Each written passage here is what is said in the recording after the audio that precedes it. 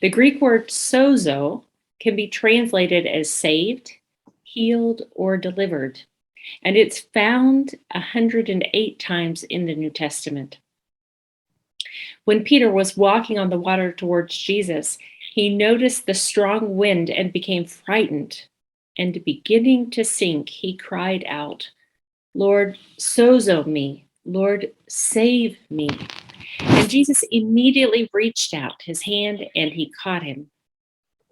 The woman that had been suffering from an issue of blood for 12 years said to herself, "If only I touch his cloak, I will be sozoed. I will be made well." And Jesus turned to her and seeing her said, "Take heart, daughter. Your faith has sozoed you. It has made you well." Different biblical translations of this story translate the word sozo as cured, healed, made well, and some even use the term made whole. Isn't this true of the type of healing that Jesus brings to us? He not only heals our illnesses and cures us, he makes us whole. This is the true understanding of shalom, the peace that God brings, a restoration, a well-being, a wholeness that we can discover only in God. Another instance is when Jesus was asleep in the boat and a storm arose on the sea. His disciples woke him up and said, "Lord, sozo us. Lord, save us. We are perishing." Jesus, we're going to die if you don't deliver us. We need your help. Saved, healed, and delivered. We have been saved through the precious blood of Jesus.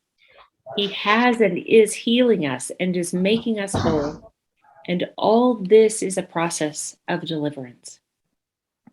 In our broken world and in our broken denomination today, this is not just good news. This is really, really good news. And in this period of waiting and working towards the establishment of a new Methodist denomination, we cry out to God to exert his sozo power, for him to save, for him to heal, for him to deliver us. In the case of Peter, Jesus immediately stretched out his arm. Not after 5 minutes or 2 days, immediately. Immediately, the woman was healed and made whole. And when the disciples were perishing and Jesus woke up, he immediately got involved. He also scolded the disciples for their lack of faith. And may this be a word to us today, to not lose heart, to not give up our faith that which God has started, he will bring to completion.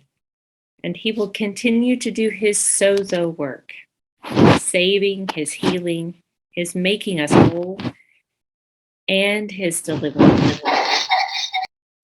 This be to his glory, whatever he desires to do, however he desires to do it, in all of our lives, in all of the countries that we live in, all of the wonderful ways that he wants to work.